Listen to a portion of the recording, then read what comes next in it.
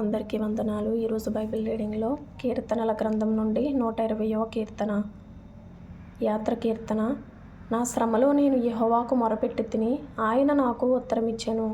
యెహోవా అబద్ధమాడు పెదవుల నుండి మోసకరమైన నాలుక నుండి నా ప్రాణమును విడిపించుము. మోసకరమైన నాలుక ఆయన నీకేమి చేయును?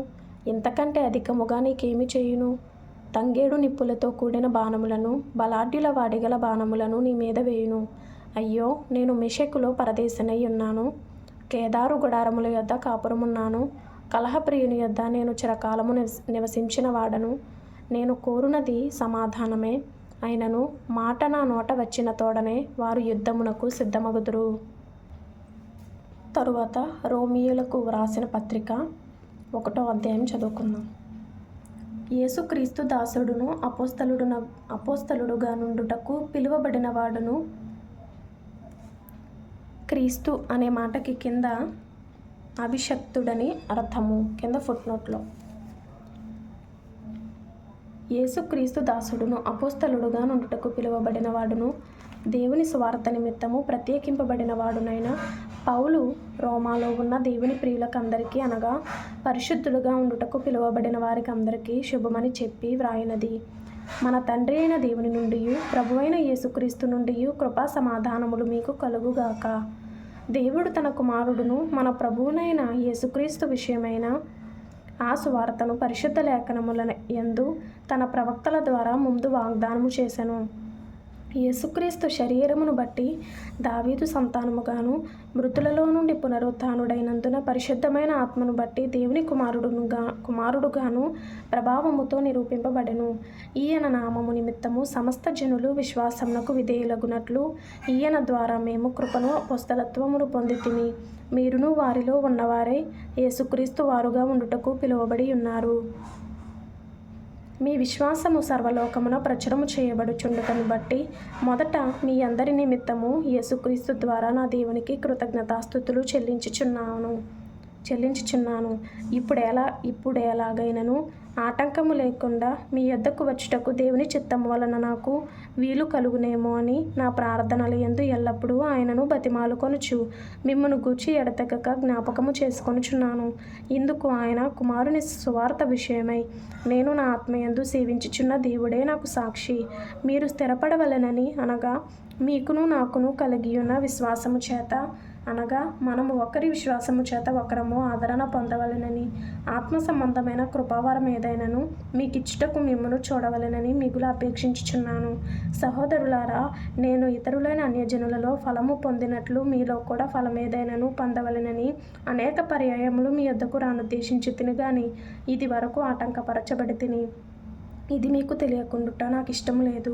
గ్రీసు దేశస్థులు కాని వారికిని, జ్ఞానులకును మూఢులకును నేను రుణస్థుడను కాగా, నా వలననైనంత మట్టుకు రోమాలోని మీకును సువార్త ప్రకటించుటకు సిద్ధముగా ఉన్నాను. సువార్తను గూర్చి నేను సిగ్గుపడువాడను కాను. ఏలైనగా నమ్ము ప్రతివానికి, మొదట యూదునికి గ్రీసు దేశస్థునికి కూడా రక్షణ కలుగుజేయుటకు అది దేవుని శక్తి అయి ఉన్నది. ఎందుకనినా నీతిమంతుడు విశ్వాసమూలముగా జీవించునని వ్రాయబడిన ప్రకారము విశ్వాసమూలముగా అంతకంతకు విశ్వాసము కలుగునట్లు దేవుడు నీతి దాని యందు బయలుపరచబడుచున్నది.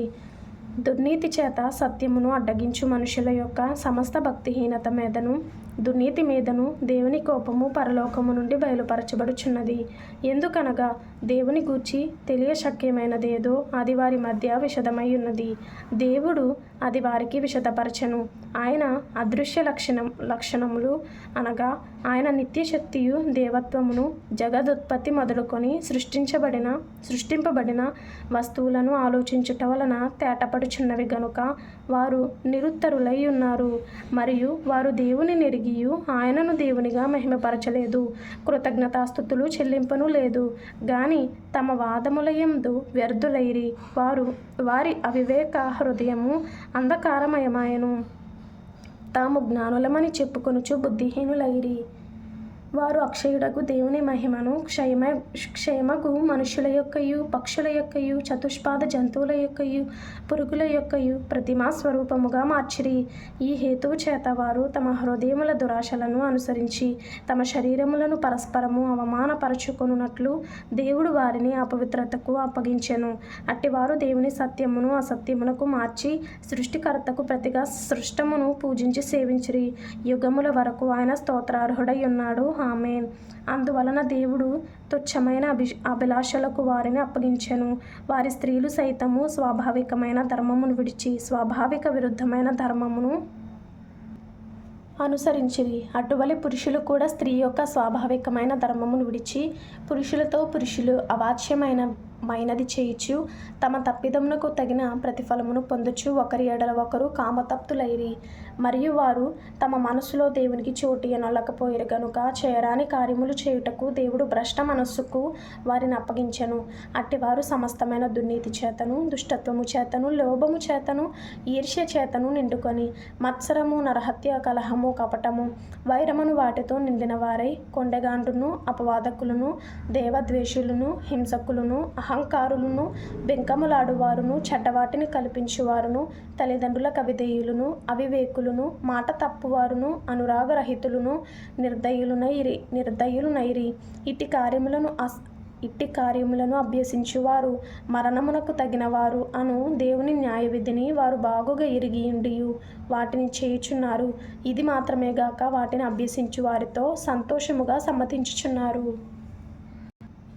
1 సంవత్సరం లోపు బైబిల్ పూర్తి చేయాలి అనే ఆలోచన కలిగిన వారు ఫాలో చేయండి, లైక్ చేయండి, షేర్ చేయండి, సబ్స్క్రైబ్ చేసుకోండి. ఇప్పుడు దాకా వాచ్ చేసినందుకు థ్యాంక్ యూ. ప్రభువు మీకు తోడైండును గాక. ఆమేన్.